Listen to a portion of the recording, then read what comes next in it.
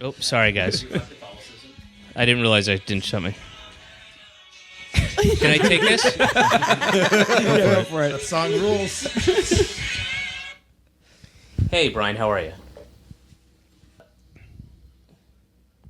No, because I'm in the middle of doing a podcast. It's a thing that kids do. How do I sound? How's my level? Muhtada. Okay, and David. Sorry. All right, there we go. The show is liquid-based ASMR. What is that? Now, listen. Let me preface this by saying I'm not going to know roughly half the shit. I don't know because I follow a lot of y'all on Twitter, and I don't know don't references. I don't know what'd you say? SMA? ASMR. ASMR. It's I don't know a what that thing on YouTube where Yeah, there you mostly women will like. Oh, I do know what that is. The whisper oral softly thing. The whisper.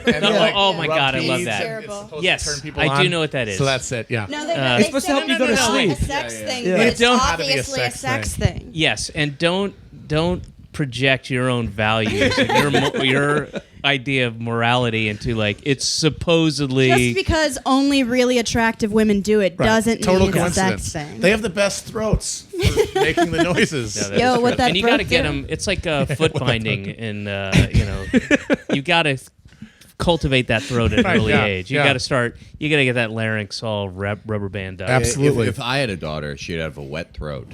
That's what Obama said in his last speech to Congress. David, don't worry about Don't it. worry about not understanding our dumb references. I should probably introduce our guest now. For this week, we're joined by David Cross. I'm just bummed out that you didn't record that initial. Oh, all right, good. We'll Good get enough. that in. We'll get So, it. David, welcome to the Trap. We're talking you. Donald Trump, and I think we have to because, I mean, he just got polished off Been a hell of a week. his amazing trip to Saudi Arabia, Israel, and the rest of the Middle He East. fisted the Wailing Wall and everything. And when he gets back from Vatican City, he will be a Catholic. It's going to be great. Which is great because style-wise, that's, that's the where he's thing. at. It's like- he likes the gold. It's like Yeah, if he's choosing.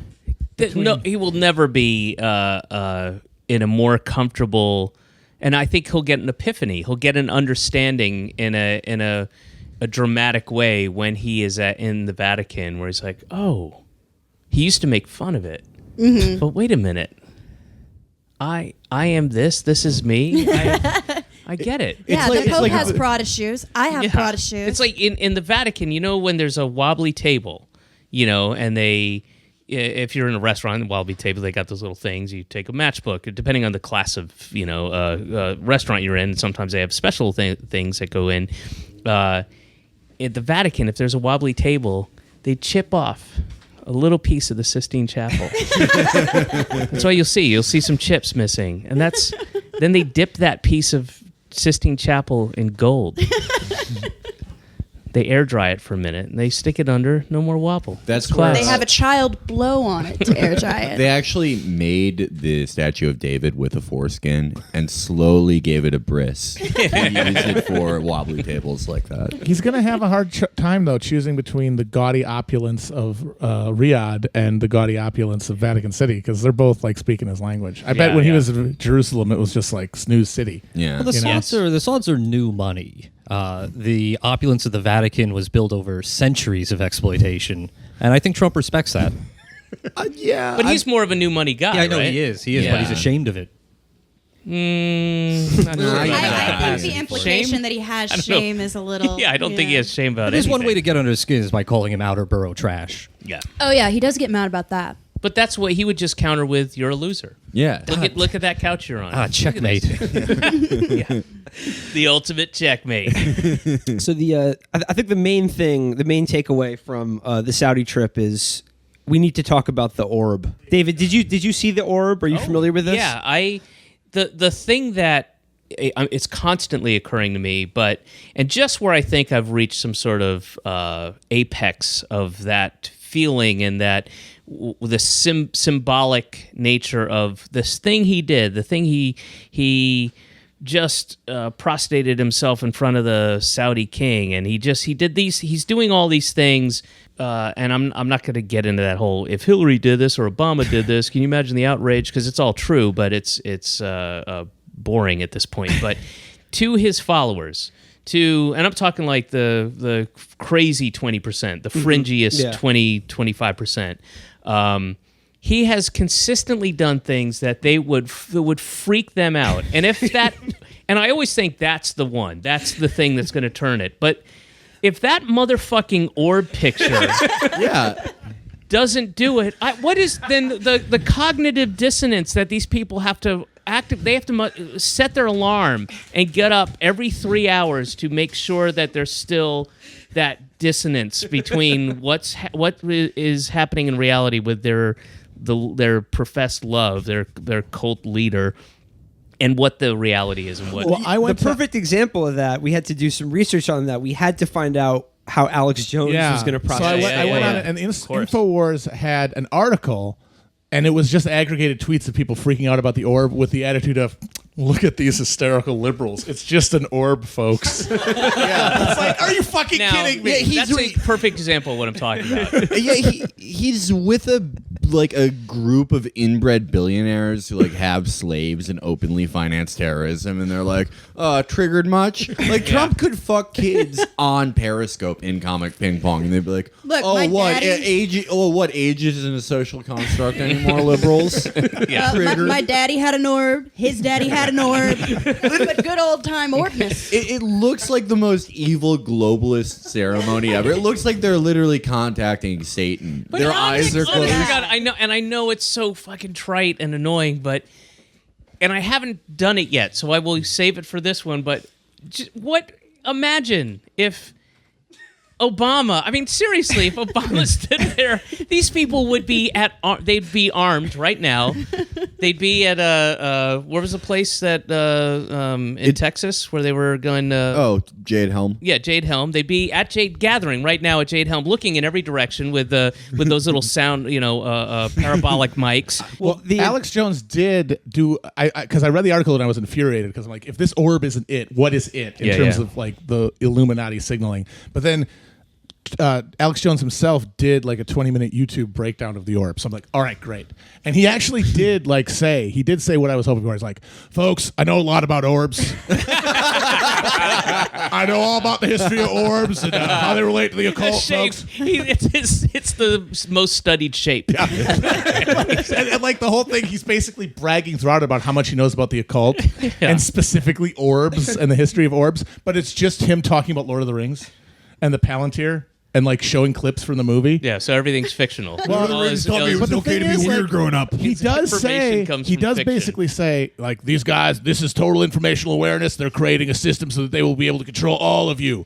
But then, then you're thinking, what about Trump? And he doesn't even mention Trump. He's like, I think they just let him in there and he didn't really know what was going to happen. It's like, wait a minute. So this is a worldwide Luciferian conspiracy to control all of us, and the guy who's going to defeat it doesn't know why he's in a room. But it was a photo op to his birthday party, and you're like, why is everyone here? Yeah, it's like hinging saving the world on Abe Simpson. It's also there's the aspect of all right, the Illuminati, if they've done nothing successfully for the hundreds and hundreds and hundreds of years they've been in existence, is keep their shit secret. So you have a big orb ceremony with the world's leaders, and the first thing you want to do is get photos in. We're gonna get the light right. We're gonna bring the light down. It's more dramatic this way.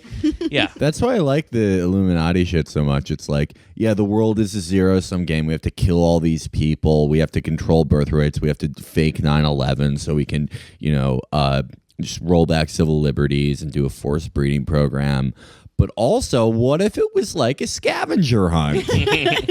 Well, you mentioned Alex Jones sort of leaves Trump out of the equation and be like, folks, I just think they just brought him in there. He just photographed him. I like the idea that Trump saw the orb and then asked it a question like, am I under indictment? Ooh, outlook not so good. Yeah. And then, but if that's what it said, he'd be like, folks, it's a garbage orb. I never liked this orb. But Low class orb. Why isn't it gold? it was glowing and illuminating the faces of King Solomon and a literal Sisi. globe. Yeah. Like they call them globalists. And They were holding a literal globe. I don't think Trump's advance people did anything to vet any aspect of this trip. You remember that big dance that happened, that big banquet where Trump's Steve just- Bannon looked like he was about to get murdered. Frightened. Well, what I thought was so interesting about the dance and all that shit is like, yeah, any single president would have done this. Bernie would have gone on this trip, as much as people don't want to admit it, because we have a long-standing tradition dating back to FDR of reifying the Sauds. And despite the fact that they like finance terror and all this shit, that their fingerprints are all over this shit, we still do it because we have such a horrible national security state and it's part of imperialism. But the difference is, like, if, you know, Obama, when he went there, he's like, yeah, no, I kind of have to do it. I'll accept the medal and sell them all these weapons because it's pragmatic or whatever. But Trump went there and he saw all the gold and dances and was like, these people are my new best friends. They love me so much. They gave him a medal. Yeah. Did you see? They gave Obama the same medal. They gave Clinton the same medal. They gave Bush But the it same means one. something to Trump. He's Yeah. actually Yes. it truly Exactly. he thinks that's Exactly. just for him. He's like the you know, the jilted girl who's you know, the wallflower who the guy's like, no, you gotta. There's nobody left. I'll, you know, got to go over there. And, you know, in the small town, it's like, he really loves me. The medal, I'm special. it's like the rose on The Bachelor, but Trump is like, they respect me more than anyone. They love me so much. He's gonna have the medal on display at Mar-a-Lago and just be telling, like you said, like, you know, the guy, the Cadillac dealers from Orlando, be like, see that medal? King Salman gave it to Dude, me. the presidential library, the Trump library, I cannot Oh, wait. God. Oh my I God. cannot wait. Library with 0 books in it. It's going to be great. No, The Art of the Deal. It'll be on sale in the lobby along with Dianetics. After the Comey thing, I thought if he resigned, I swear to God, he wouldn't even be mad. He would go back to his office and have a custom plaque made that says "was President of the United States" and put it next to his fucking cover of Golf magazine. Yeah. Most people have to be president for 8 years, but I got so much done. I thought I just wanted to get back to deals. And also, it was bringing me farther away from my religion. I'm Baha'i now, by the way. It's the last thing I saw. The other added bonus to the Trump Saudi Arabia trip was the Toby Keith concert Hell as yeah. well that came with it. And just we were trying to find the set list for that. Yeah, I know. I was really interested because all of his songs are either about bombing Arabs or drinking alcohol. Like every single one of them. Saudis love doing that. Both those things. That's actually true. But they can't like say it publicly. Openly, yeah. So he can't do Courtesy of the Red, White, and Blue, obviously, or the Taliban song, and he can't Unless do... he maybe mixed it up Yeah. in a Yeah. special Saudi version. Yeah, he changes drinking with my boys to paying zakat. We'll kick the Rafita's ass. That's the American way. Ali was a Persian trader. We'll put an orb up your ass. It's the American But I way. actually saw a clip of it. So I was like, okay, if he didn't play his classic hits, what was it? And it was like basically him playing scales with this Saudi asshole who had a big, weird Middle Eastern guitar that I'd never seen. They're just like going, bam, bam, bam. And he's going, bam, bam. I'm like, this is fucking... So it's like Deliverance. Wait, yeah, but, they're dueling dueling banjos. dueling banjos. I was like, this is riveting. I bet they got... I mean, it's the most entertainment I'm sure they've had. And at the end, somebody got sodomized. Deliverance in Saudi Arabia. It's actually called the Jews' Comeuppance. Speaking of the Jews' comeuppance, Trump went to Israel right after that. So, Trump Yeah. did Birthright. I learned he went from the Middle East to Israel. I learned so much. I made so many great friends. I had my first sexual experience, a condom blowjob in the old city. I think this IDF chick really liked me. No, Trump went to Israel, and as we say, almost as funny as the orb picture was the picture of him fisting the Wailing Wall. Yeah. And I think, as David Roth pointed out, he was doing his like alpha handshake technique to the wall. He was like, "I'm getting my hand, I'm wedging it way in there." I hope you can feel me, God. The one thing I do want to read from, though, it's my favorite thing from the Israel trip is the note that Trump left at Yad Vashem, the Holocaust Memorial. Listen to this. Museum, yeah. This is his note. It's the best thing ever. It's a great honor to be here with all of my friends. So amazing. And we'll never forget, all capitals, exclamation point. That's from Barfly. That's Drinks lifted for my directly from friends. Bukowski. Drinks for my friends. He is such a 19-year-old girl on Birthright. XO. Yeah, Stay cool. Yeah. Never change. Never change, Israel. Keep in touch. Let's start a Facebook group. It reminds me of when he told for his first call with Theresa May after he won. He was like, "You should call me if you're ever in America." That was so awesome. Did he say that? Is that a quote? Yeah, No, he really said that. Yeah. Yeah. You should call me if you're ever in America. You know, if you're like, the head of government for the United Kingdom and you're just hanging around Yeah. DC, you want to know where there's a good Thai place, I literally can't tell you. I only eat gray meat. This is how I talk when I'm forced to talk on the phone and I panic. Were there any other good hits from Trump and Israel? Does he do anything else funny?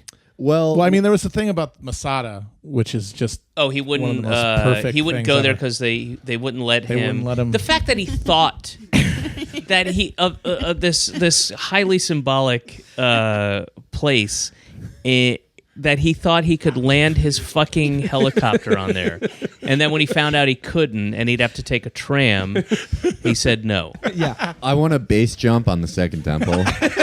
The funniest thing he did there, I think, was he was at some bullshit conference with Netanyahu, and he said, "By the way, to be clear, I never told the Russians that it was from Israel."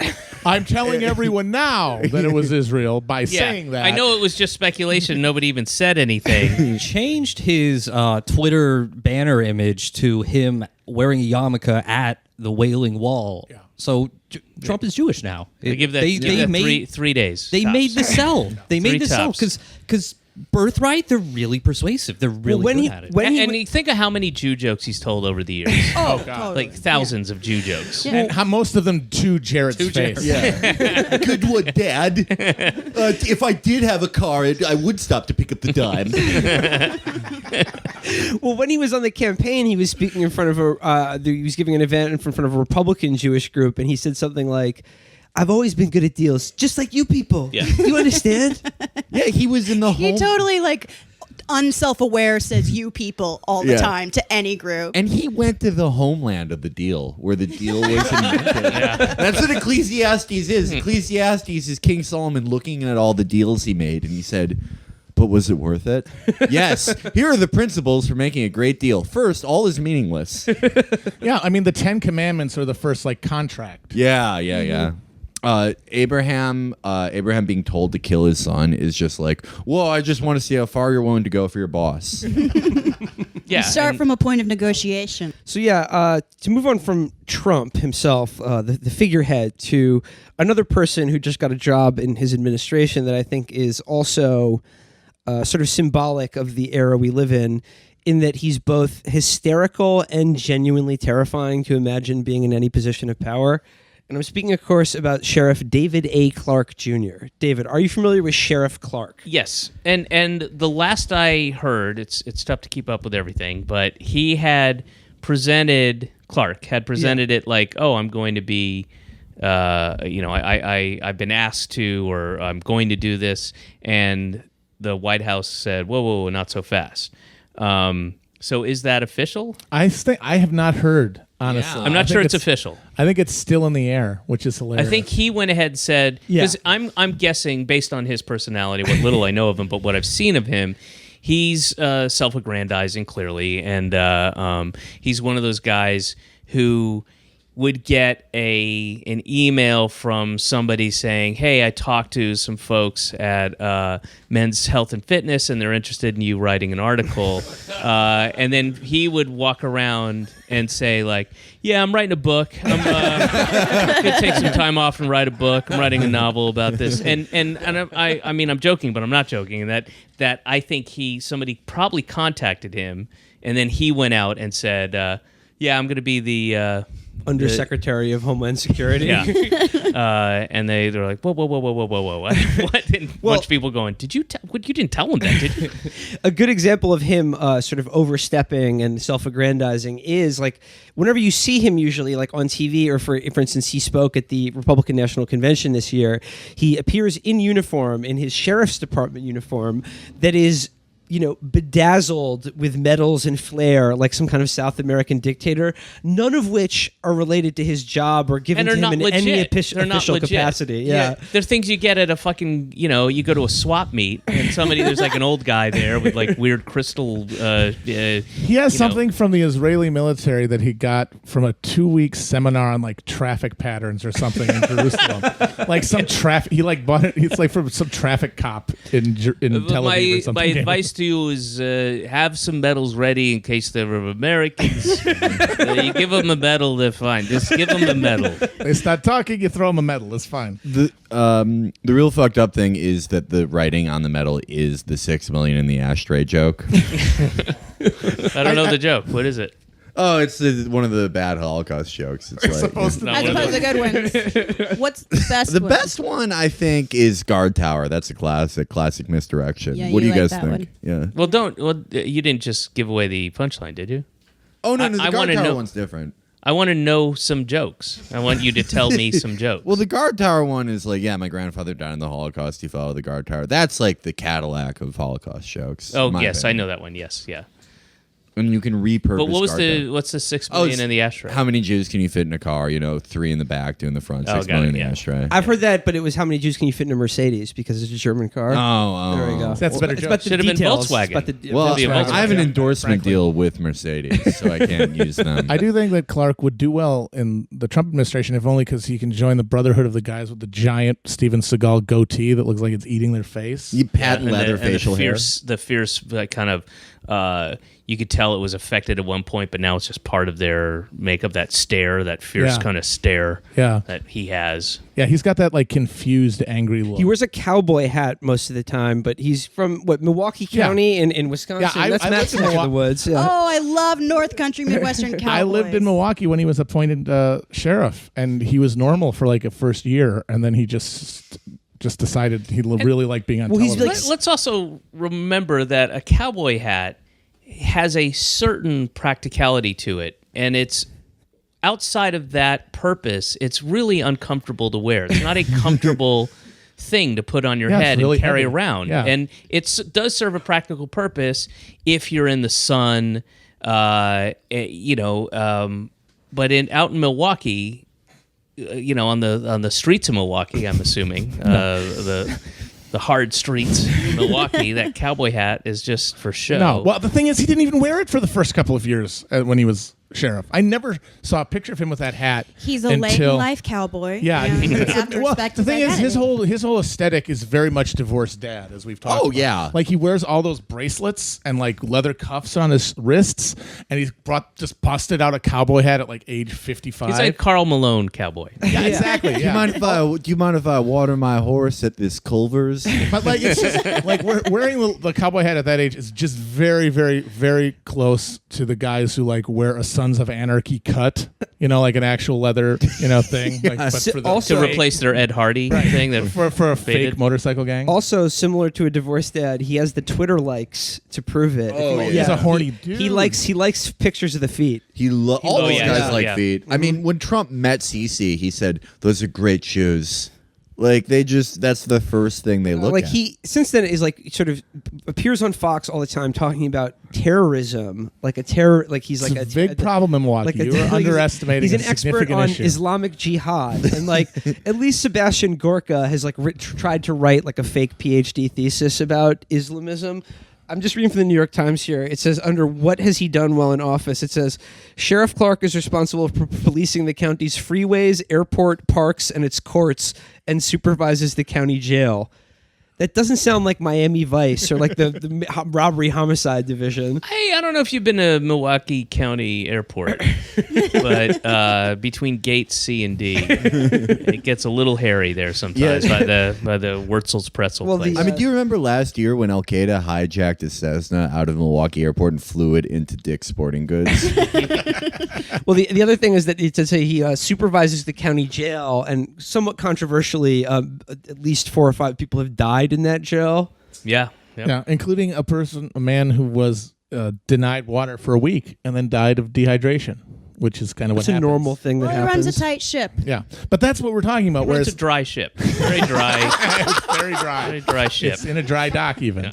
But that's what we're talking about. Like, this is a guy who is an obvious, hilarious clown. Like, just a complete buffoon. Probably not. Clown/evil. Probably not to the family. But that's the families thing. of It's the like victims. he presents as an absurdity, but he is actually a terrifying An ominous clown. would-be dictator who has most had most of these killed. people are. You It's, know. yeah, it's a weird world. Like, people kind of expect you to either be funny and harmless or like scary and dangerous. They don't know. I think this is kind of a new thing. We're in a time and a place where the president of the United States chose a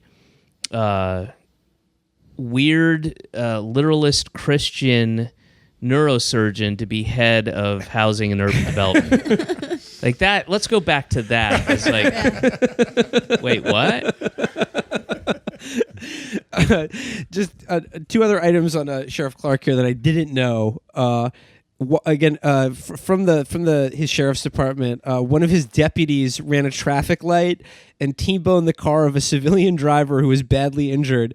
His department then charged the driver, who was sober, with drunk driving in order to cover up its own culpability. Good stuff. Yeah. That's a good move. Team player, loyal. Team player, important. But it also says in his book that I guess he's using as like, his sort of platform to launch himself into a higher media career and now perhaps even potentially a position in the Department of Homeland Security.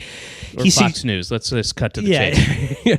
He suggests the commander-in-chief ought to utilize Article 1, Section 9 and basically suspend habeas corpus to round up what he estimates between 100,000 or 1 million people in America who are sympathetic to ISIS and jihad, and send them to Guantanamo. Just between 100,000 and 1 million. Nice round a million numbers. tops. Nice round numbers. No more than that. Yeah. Yeah, it's like if you're the 1 million and first ISIS guy, you're off scot-free. It's like a high draft number. Yeah. I mean, this is the thing, though. It's like Trump is hilarious and buffoonish, but he's also like, sexual predator, and like his thousands of people died because of him already. Like he's already ordered disastrous raids in Yemen and bombed shitloads of people in Syria. I mean, I think it was like this through all of history. Like image was you were more able to control image back then, but like Hernan Cortez, probably like he stepped on rakes or something. Like it's the Sideshow Bob theory. Every historical evil person is like Sideshow Bob. Well, it's easier because you could just mint coins with your face on it. People would see that and think, that's a good guy. He's cool, yeah. Yeah, I just noticed, by the way, Roundup was New York Mag's wording. His wording was he wanted to, quote, scoop them up. Oh, okay. Which is like, Well, that's more loving. yeah, it's a gentle, like you tender. scoop up a baby. Yeah. Well, it's like a mother bird. Yeah, Or cereal. Exactly, reminiscent of the what is it? Raisin Bran. Raisin Bran. Yeah, 2 scoops. 2 scoops of jihadis. Yep. Shut the fuck up. We're trying to resist Trump. It honestly makes They're me. coming for It us. makes me think that in his mind's eye, if they put him in charge of that, they would give him like a giant, bulldozer or something with a crane, and he would literally pick people up and put them in the back of a giant. Hey, what's thing. going on? You got me. Shucks.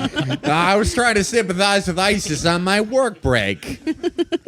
I'm on my way to buy a couple of pressure cookers here. What's going on? Police department holds free pressure cooker day. So it gets you. Yeah, women coming in like, oh, well, that looks lovely. All right, you're coming with me, bitch. But yeah, Sheriff Clark so far escaped much profile and notice, but I think fits in exactly well with Bannon, Gorka, the real cream of the Trump administration, and I hope he gets the job, to be honest. Oh, I don't know, but the thing that's getting him in trouble now, not murdering people in his prison that he runs like a feudal lord, but plagiarizing. That's the one thing. Only real crime. It's fucking media people being like, well, we caught you. Yeah, it's amazing that and look, it should be, you want to depress that kind of thing, and you don't want to. But the fact that people are getting Monica Crowley, who I detest, but I'm glad she doesn't have that position. But really, of all the fucking sins, plagiarizing. Well, I mean, Yeah. you can That's make it? you can make a new person after you kill one. You can't like redo an academic paper. That's the once ever. Well, I mean, pencils have erasers, but that's going to be our character judgment basis. Is right. Well, whether that's you 'cause would. for That's media how people, out of touch I mean, the media is fucking made up of people are. people who are really good at homework. Yeah. That was the one good thing. No, about I'm the good agreeing at. with that. You're right. It is perpetuated by the media, but the fact that it actually is effective, the fact that somebody in the White House would deny a position to somebody because people in the media called somebody else out on plagiarism is It's weird. It's like the one thing absurd that when you they've, think like- of all the other terrible, heinous things well, they've he done. does watch a lot of TV. Well, that's it. It's the one value. Like they've ignored so much, but that seems like one value that they've somehow absorbed through osmosis. For like that is a thing you don't do. I guess because everybody Letting people die of Yeah. dehydration. right, like is, that's a thing that happens sometimes. But I honestly hope he gets the job because, like, what's he going to do in D.C.? He's going to like send a bunch of insane emails about, like, giving jetpacks to local police officers, and like the people getting it are just going to like delete them, as opposed to being a dictator of a private army in the Midwest with no supervision. I would rather have him just dicking around. With that, Yeah, I mean, Yeah, but I just hate that this shit is for every one of those for every one of those kind of sentiments where it's it's kind of amusing. I just hate that this shit is rewarded, and that guy will be rewarded, and he'll go on. He'll get, because he was, even if it was for 10 days, 2 months. He'll get a book deal, and he'll live comfortably for the rest of his life. Absolutely. And he'll go on a speaking tour and make $150,000 speaking to a bunch of idiots, and just he'll be able to do that and be feted wherever he goes, and that just bothers me. No, it's awful. He's gonna have a show on Fox, I think. Like within Yeah. He's Yeah, made yeah. for life. and he'll be like, "Hey guys, I'm the murder sheriff, and I'm here to tell you about what's grinding my gears today." I mean, this is kind of what it's been like forever. Like someone like Susan Rice or fucking Madeleine Albright, who has hundreds of thousands, if not 1 million plus bodies on her hands. We have heard that 500,000 children have died. I mean, that's more children than died when in Hiroshima. And is the price worth it? I think this is a very hard choice, but we think the price is worth it. People who adhere to all these protocols, like no plagiarism, adhering to all these norms that Trump violates, they were also rewarded in this sort of fucked up meritocracy system where they were important enough, and now they get to make $100,000 to $500,000 a pop for doing nothing because they had the right title. It's more explicit now. People are seeing it more now because it's not people from elite institutions who adhere to norms, but it's just tacky assholes who wear like fucking sub of the month cards on their uniforms.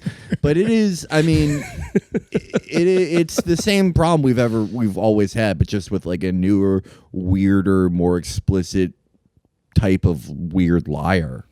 And nobody is qualified. Yeah. Nobody's so like as evil and heinous as I guess any Secretary of State has had to be in the history of this country. They've been qualified to do that thing. Yeah. But all these people, that's I guess part of it is that there's that head scratching thing, and I mean, could there be anybody more unqualified yet / qualified than Michael Flynn to be? I mean, seriously, perfect. when you think about it, yeah, he's perfect. He's perfect. He was amazing. And I mean, Trump himself, Trump is now, because he's lazy and stupid, he's just a neocon now. He's just doing every neocon position. The neocons still hate him because they come from these elite institutions, and Trump violates the norms that they care about. But at the same time, Trump is literally just a toddler who's stumbling around, and he grasped the entire neocon I don't think he's doctrine. literally a toddler. No, he's 3 years old. No, 3 years old. Wait, he's not? This would be a different conversation. Well, I mean, what about those eternal babies? You've ever heard of that? Like they never grow. What, from 2001: A Space Odyssey?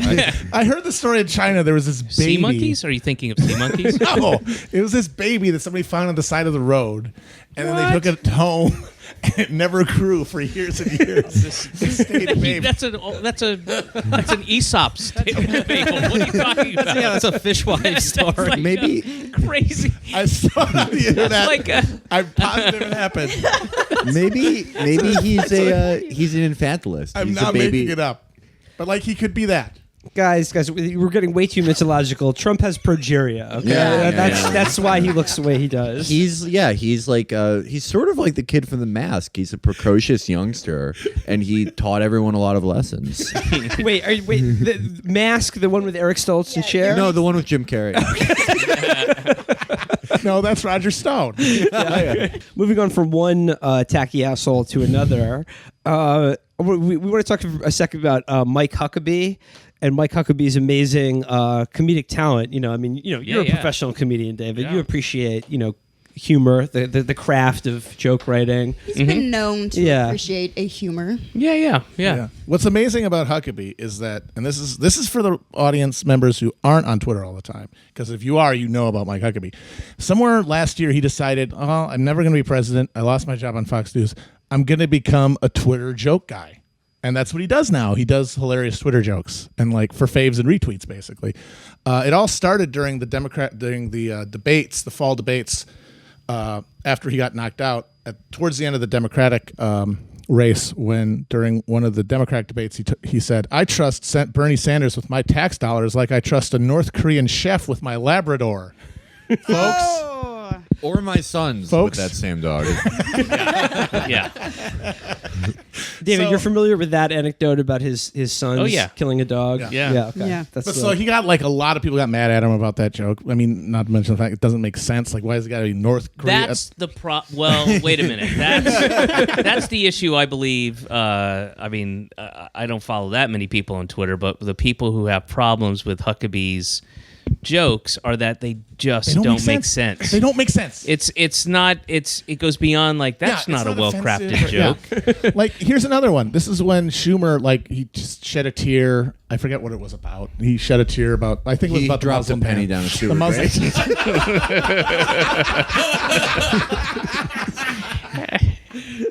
He had to fill the sewer in order to make the penny rise so he could get it. So That's an Aesop fable. That's The an Aesop senator who fable, cried. The tears made. It was about the Muslim ban. I remember now, and he cried on during a press conference. And Huckabee tweeted, "Breaking news from Hollywood: Senator Chuck Schumer casted lead role for remake of Boys Don't Cry." But he cried, which is the opposite of the name of the movie. right. Is he saying that Schumer's a trans man? Because that's what the movie is like. Does he just like that movie? He thinks it's a comedy. But Also, you know what else is not necessary is breaking news from Hollywood. Yeah. You don't need that part. You've only got 140 whatever characters, so you don't need I think breaking he news still from thinks Hollywood. that Walter Winchell is around and using the Telegraph, the latest gossip from the movie camp in Hollywood, California. Oh, we just got a bulletin from Hollywood. It appears the celebrities have made news. Breaking news from Hollywoodland. Clark Gable has agreed to be. But even when he's not doing political stuff, sometimes they're just banal. Made venison chili for Super Bowl from deer I hunted last year. It was truly Super Bowl of chili. Well, that's a well-crafted joke. Yeah. But speaking of ones that don't make sense. Wait, read that again. Read it again. Made venison chili for Super Bowl from deer I hunted last year. It is truly Super Bowl, in all caps, of chili. It is truly a Super Bowl of chili, it is truly Super Bowl of chili. I think you're all bearing the lead here. This is year-old meat. Oh, wow. It freezes. It's fine. It's disgusting. It's fine. Yeah, It's not disgusting. You kill it. You get. I have zero problems with hunting for your own food. I grew up eating venison, but it's gross a year later. You freeze it and then you pull it out of the freezer and you make it. It's fine. And then it's gross. No, it's not gross. It is not gross. You're wrong. I've had it It's too. absolutely no. It's Do you like bad. Shake Shack? I grew up with it. It's very bad. fine. Yeah, it's you also like So you don't like venison? That's fine. But it's you're not going to lose quality if you freeze it when it's freshly killed. And you dress it and you gut it and everything. Well, not in that order, but then you freeze it. ground meat freezer burns though. That's true. I mean, But, all right, it's well. fine. We got to get Huckabee on this. He'll tell us. Yeah, you just put your landmines in the woods and the deer steps on it. Boom. You He know just he's scrapes it out of the trees. Samson slew Philistines with the jawbone of an ass. CNN, now known as Samson Channel, reports news with jawbone of an ass. Got him. Roasted. You really need Huckabee here to, where you read him the tweet, Yeah. everybody can laugh at it, and then you get 1 minute of silence, nobody interrupts, and and the premise is he just explains the tweet. And if he wraps it up in 12 seconds, then you hang out for 48 seconds before you move to the next one in silence. I don't think he could do it. I mean, I think mostly he just tweets when he's hungry because most of them have food in That them. dude is always hungry. Because almost all of them are about food. Like the insane one he did for Cinco de Mayo that I have been thinking about since the day because I still haven't figured it out. Like I haven't made sense of what was supposed to be the joke. For Cinco de Mayo, I will drink an entire jar of hot salsa and watch old Speedy Gonzalez cartoons and speak Spanish all day. Happy Cinco de Mayo. It's the, What? It's the drinking the jar of hot salsa. Like, does he mean the spicy kind, like the hot brand of I like to think he Tostinos? put That's in a what he means. sauteed Let's, let's be fair. He means like hot, spicy salt. He's spicy. But He I'm means- thinking in my mind that he microwaved a jar of salsa and then just drank out of it like I don't a think Bloody that's Mary. fair. I don't think that's fair. I think he meant spicy salsa. Yeah. Let's give him a chance here. So he meant, okay, I'm gonna for Cinco de Mayo, the day which we appropriated to pretend to be aware of sell Mexican Corona. culture. I'm gonna have some hot salsa. I'm gonna shoot it. Gonna have a whole thing. All right, that's not funny, but it's like, no, hey, Mike's up to his old Cinco de Mayo tricks. And then the next thing was, what is he going to do? He's going to watch old Speedy Gonzalez cartoons. Okay, again, that's kind of obvious. Anybody under the age of 40, I don't know if they're going to get that. But okay, so he's going to watch Speedy Gonzalez films. On Criterion. He's got a subscription to Criterion Collection. Luis Buñuel directed a Speedy Yeah. Gonzalez movie. It's And fantastic. then what was the other thing? And then he's gonna Speak Spanish all day. speak Spanish all day. It's just So three things it's related not to funny. No. But I mean, they are Mexican. festive. But They like- are Mexican. But he's trying to get a reaction. I guess he's thinking people are going to get mad because they're stereotypes. But how are you not supposed to get caught up on the you're drinking a overthinking jar it. of I think you salsa? think that he's trolling. Well, he does. Yeah, I'm not sure if explicitly that's. try to I'm not troll. sure if that's trolling. I'm going to go with him. Okay, this but he one. does troll in other ones, but I don't know what it is if it's not trolling. I honestly I don't know either. It's not a It- joke, and if it's not trolling, maybe it's literal. Maybe he literally is going to do that, I guess. He's just saying what he's going to do that day. That's the only explanation. If it's trolling, it's so weak that you don't. It's confusing because, what's the point of the troll? Yeah. He You're could not, just be it's not virulently effective. racist. Yeah, Like he's Mike Huckabee. But is that even racist? But that's just it. Is that even it racist? can't be trolling because think- of how weak it is. But what else is it? I think it's an effort to be lightly racist. Brett, get Mike Huckabee on the phone. I bet his phone number is in the Podesta emails when he called Comet Ping Pong asking if it was all you can eat. But they are all about food. Well, Matt, do you have the one where the Freudian slip one, where the typo about food? Which? Oh, yeah. That's a different one. This one, and then I'll get that one. This is when the GOP basically caved on the budget that they just passed, where there's not all the cuts that were supposed to be in it that they wanted. Oscar Mayer rolls out new weenie, all pork, called the GOP. Artificial taste and ingredients, lose weight, makes you sick if you eat it. He's just describing hot dogs. Yeah. wait. Experience he Say it had again, with say it a hot again. dog. This one's got another layer to it. Oscar, Yeah, this is an E.E. Cummings Oscar poem. Mayer rolls out new weenie, all pork, called the GOP. Artificial taste and ingredients, lose weight, makes you sick if you eat it. Okay, let's go back to it's a wiener. It's not a weenie. Well, Is it a weenie? Is it maybe? Is that like a 1920s no, campfire that's the thing. thing? It's like he writes like one of the Katzenjammer skits. Like he's got a propeller beanie on at all times and wearing the short pants. But like, who says weenie? Nobody. Nobody says No. wiener anyway. Nobody said. But it's an Oscar Mayer Oscar wiener. Yes. Yeah. That is what it is. Yeah. It's wiener. Yeah, it's wiener. So he got that wrong. He's got that wrong right off the bat. Even though it's an archaic old right. reference. Yeah. He fucked up his own old man This reference. is like one of those inscrutable Tea Party protests, like where they show up in front of Paul Ryan's house with hot dog carts ringing bells and shit. It's like, yeah, but the one that Will was talking about, the food problem, this is a total Freudian slip, and he didn't delete it or anything. It's a picture of him and his daughter who works at the White House, and this terrifying goon named Dr. Mike Evans. He looks like either a televangelist or like one of the Phantasm guy's kids. It's nightmarish. Okay, let me But take a look. here he is. Oh, nice. Yeah, I like the hairline. Oh, that's total televangelist. Yeah. But he goes, with Dr. Mike Evans and my baby girl Sarah at Friends of Zion Museum in Jerusalem. Food meeting up with Sarah for 5 minutes.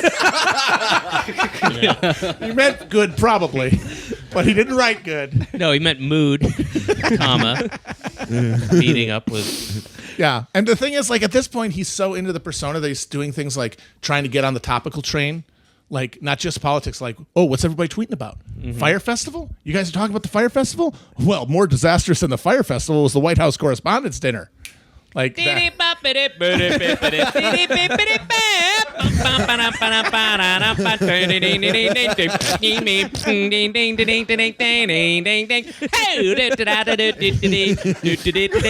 Mike Huckabee.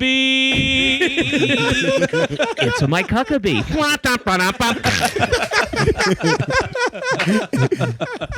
I like Huckabee so much because when we first saw him like on a national level, it was in 2008, and it was like everyone kind of knew John McCain wasn't going to win, and Huckabee was like the good Republican because he was like, I don't think Sarah Palin should hang Obama in effigy at her rallies anymore.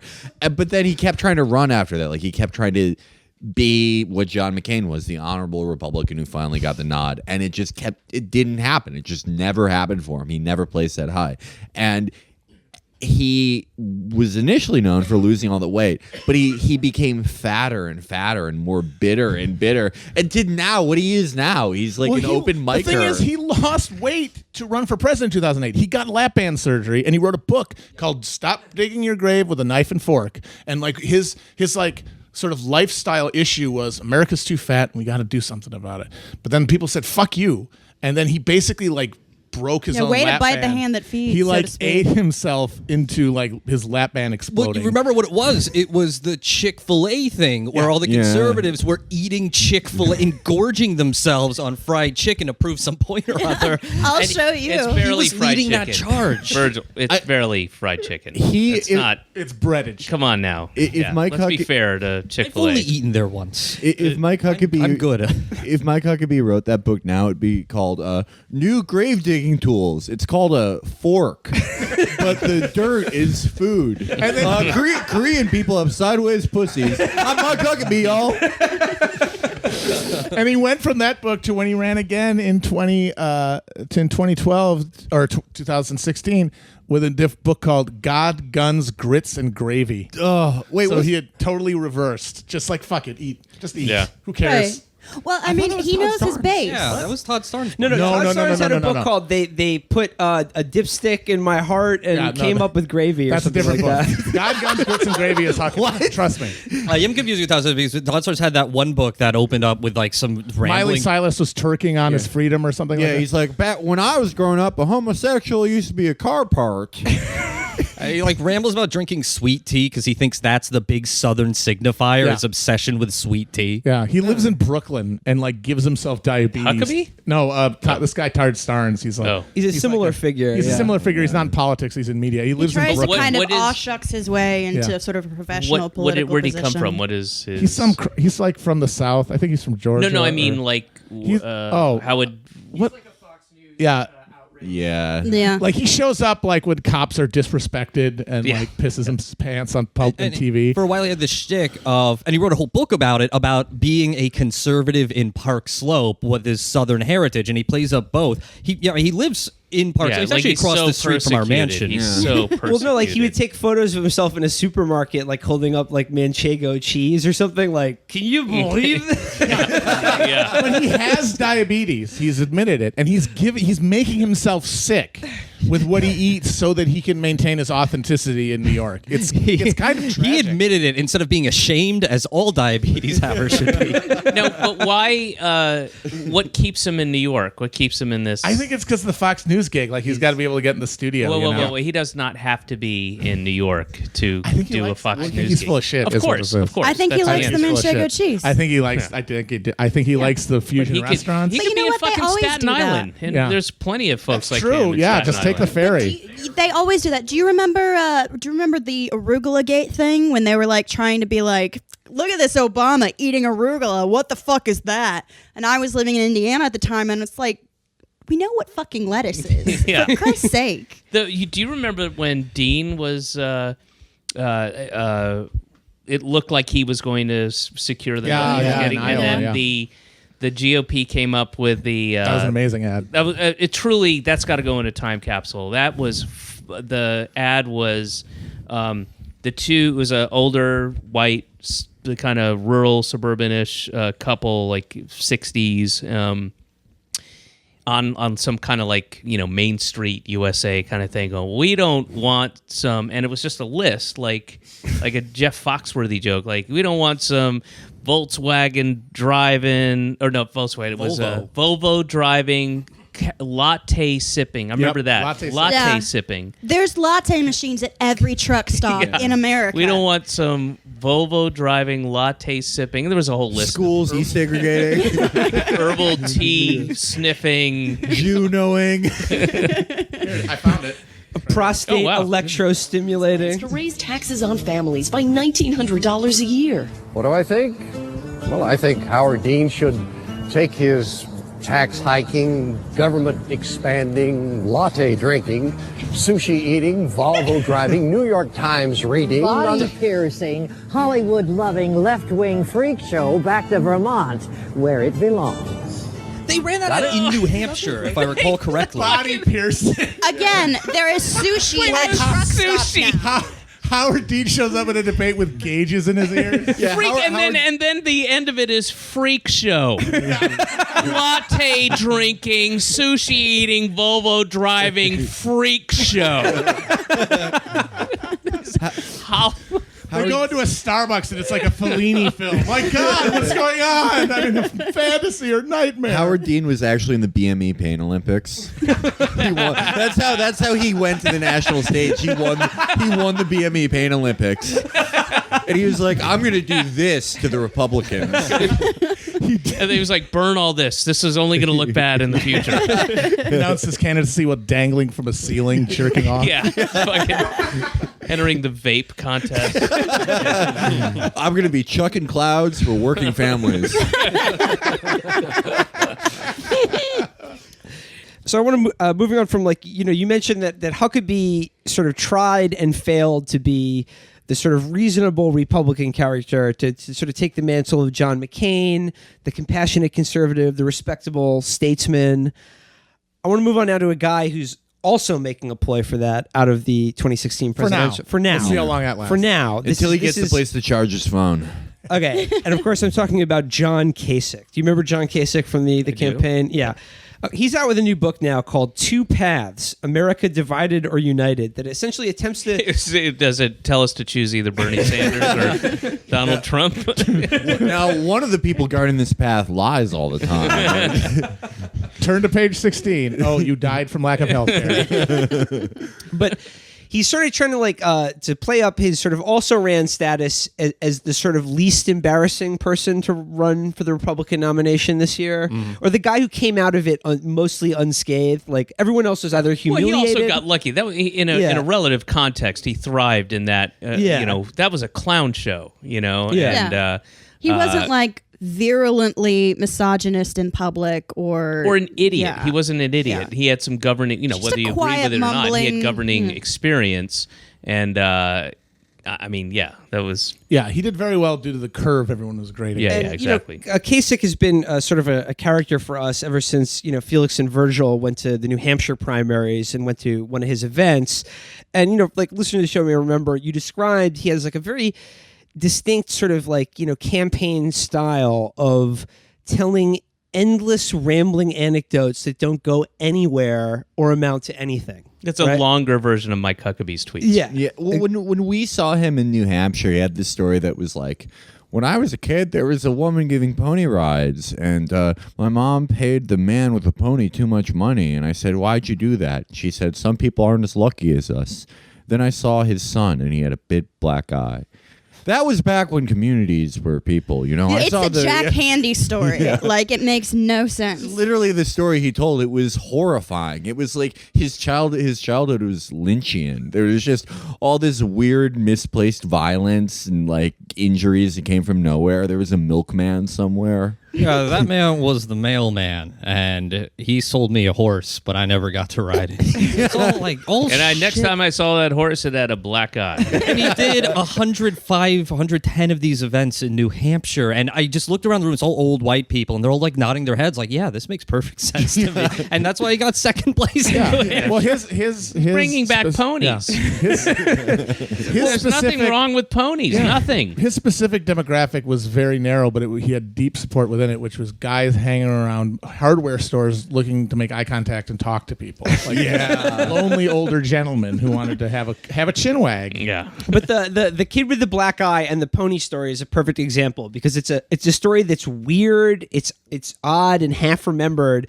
and then it just sort of ends. And he uses it as an example of some broad, vague theme like community that isn't really connected to it or anyway.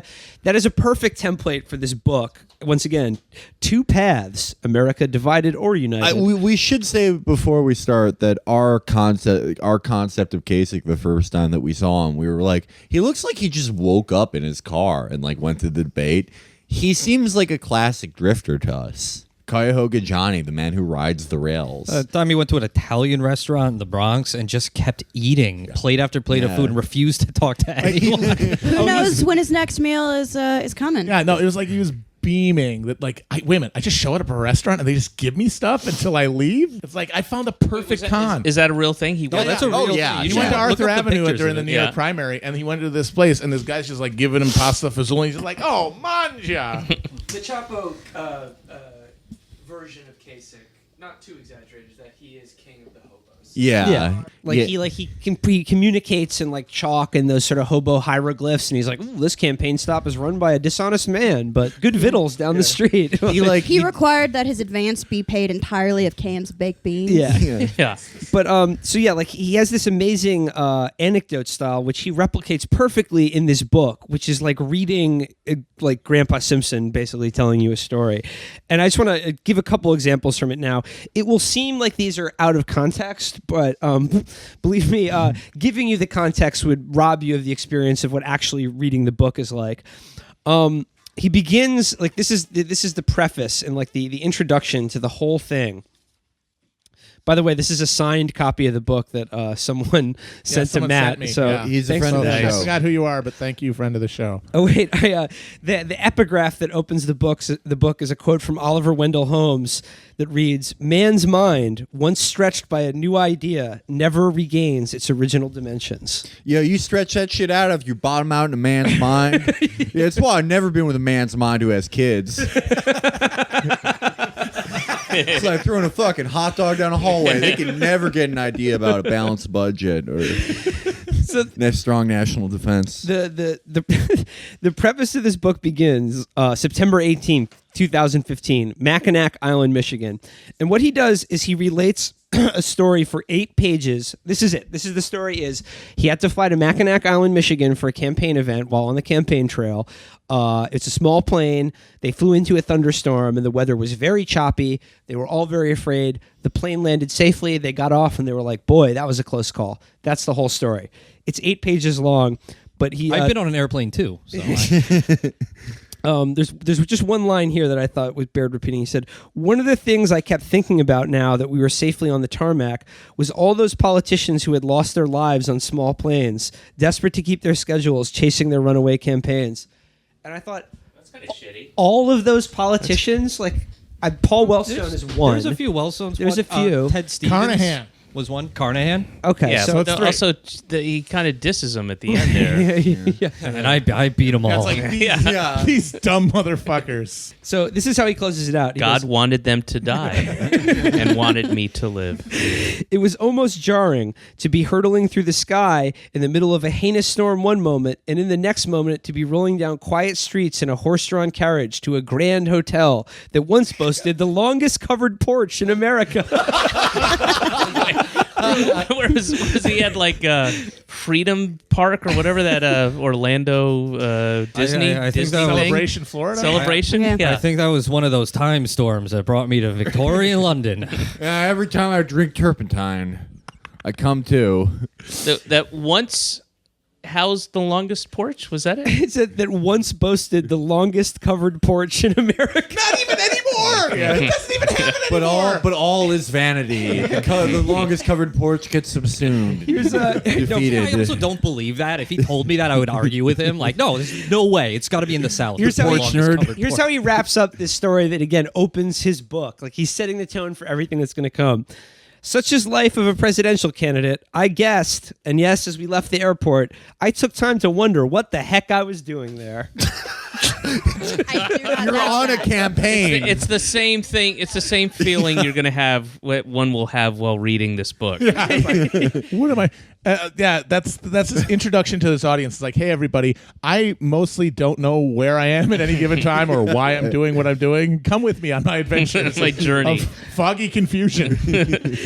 Chapter 1 is titled, What Moose, Daddy? And I'm going to relate to you from this story. It gets a little steamy, I'll warn you. Yeah. When a moose steals your child's birthday present that you never actually bought. So again, chapter 1 is called What Moose, Daddy? And I just want to read for you now the moose story. The moose's side. He goes, he's describing hiking in Montana with his daughter. Moose.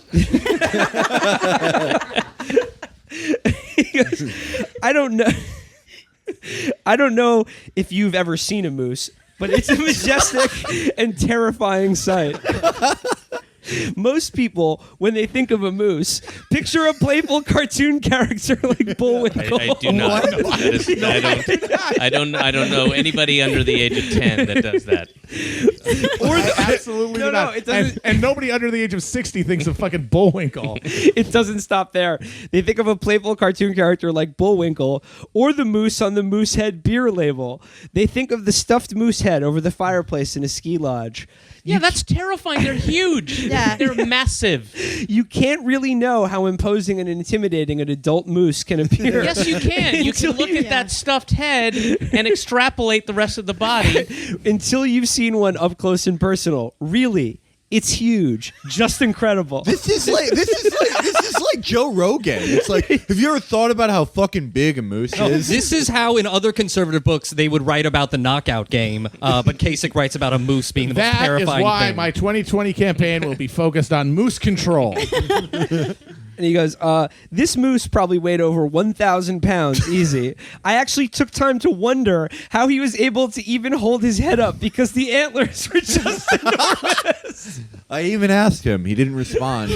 I actually took time to wonder. Honey, listen, we're going to have to wrap up this hike. It's been beautiful. I love it. It's nature and all that, and this is great. And you've been just a princess along this thing, but I'm going to need 5 minutes wondering time after seeing that moose. And you can go on ahead without me.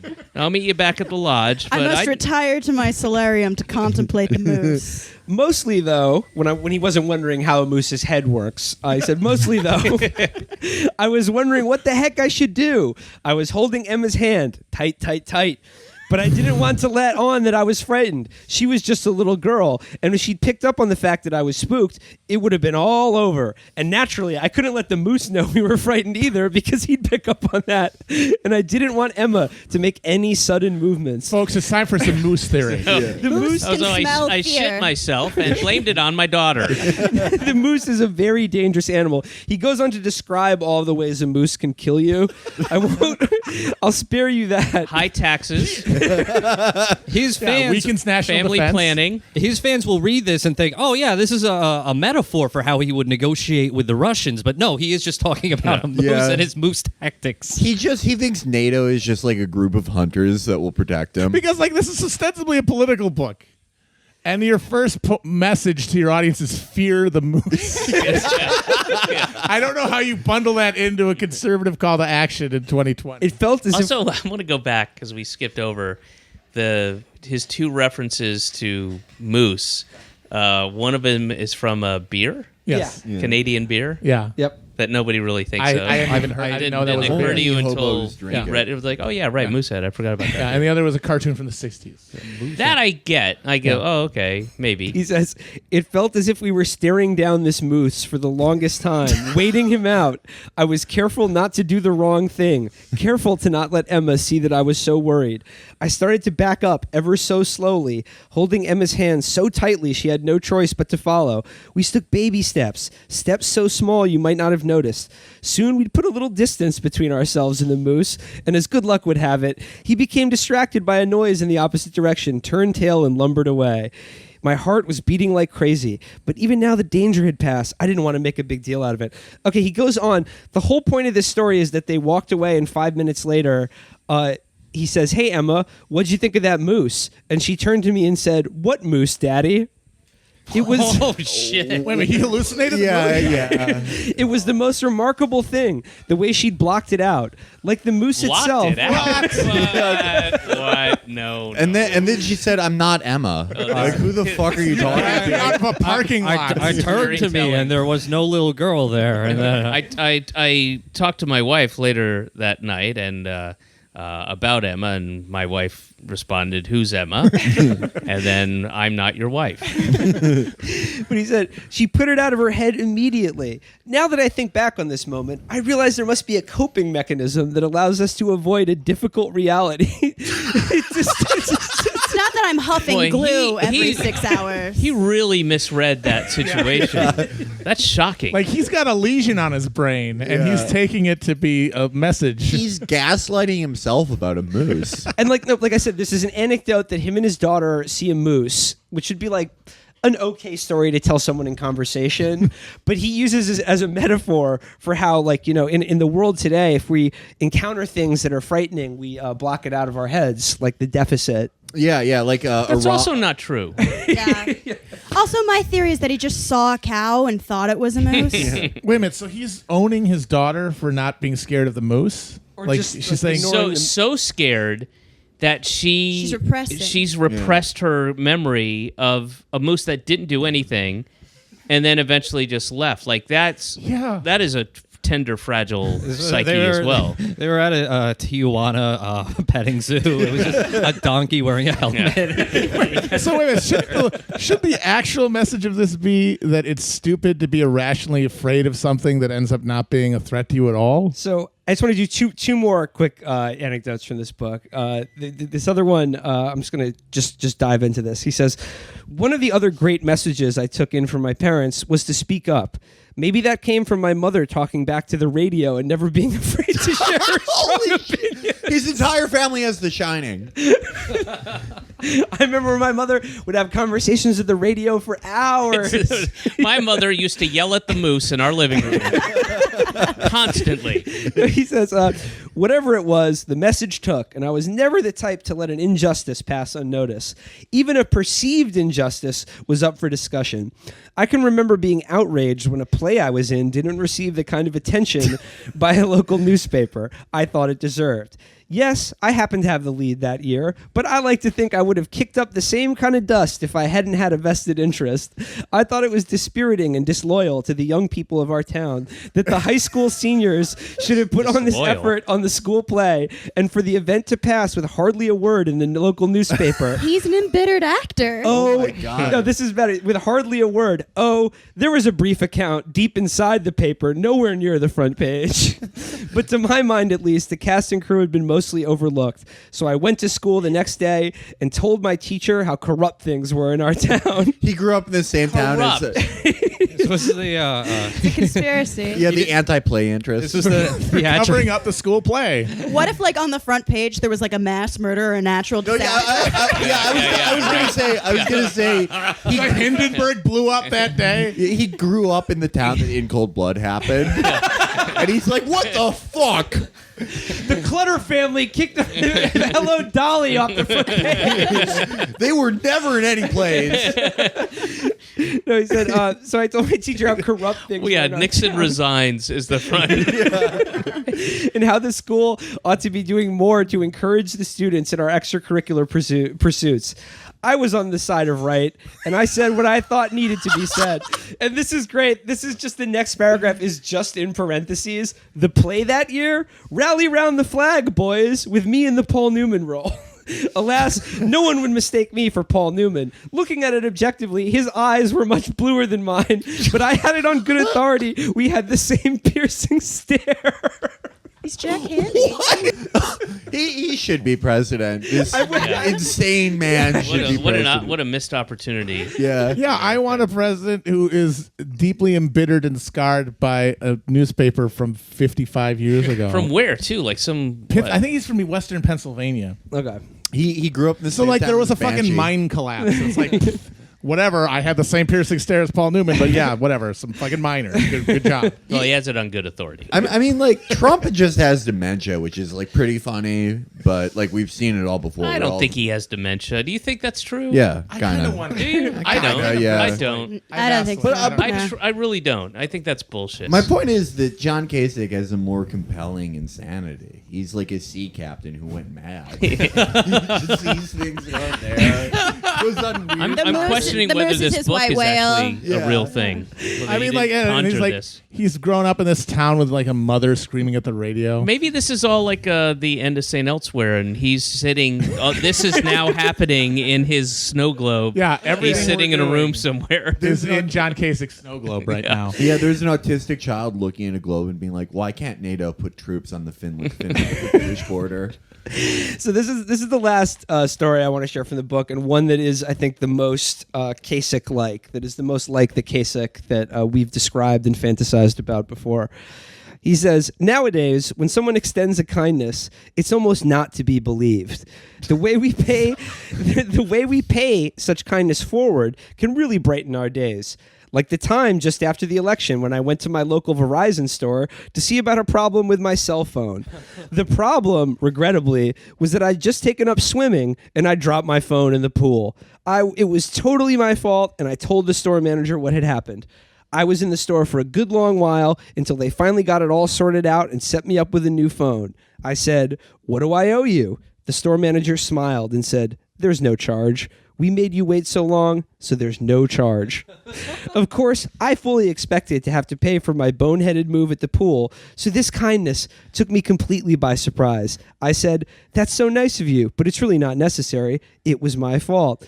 The store manager said, "Oh, that's nothing," and then proceeded to tell me the story of another customer who had just been in the store who'd had a problem with her phone and who'd burst into tears when she was told there'd be no charge. Through her tears, the customer said, "Nobody treats people like this anymore. No, they don't.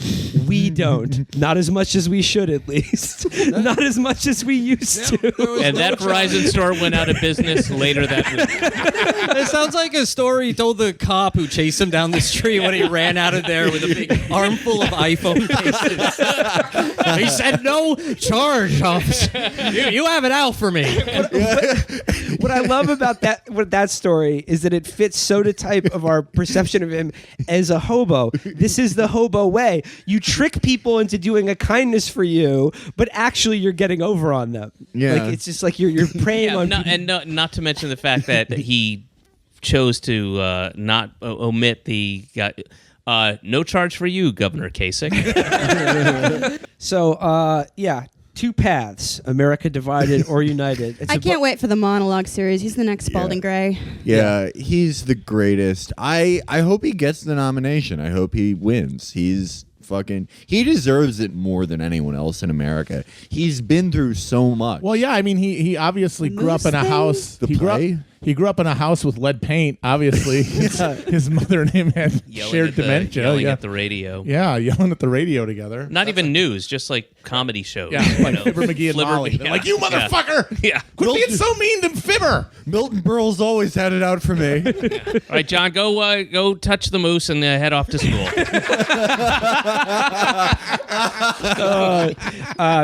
David Cross, thanks so much for hanging out with us. Oh, thank you. My pleasure. Thank you. It was really thank fun. you very much. Thank you. Cheers, everybody. Bye-bye. Bye. Bye.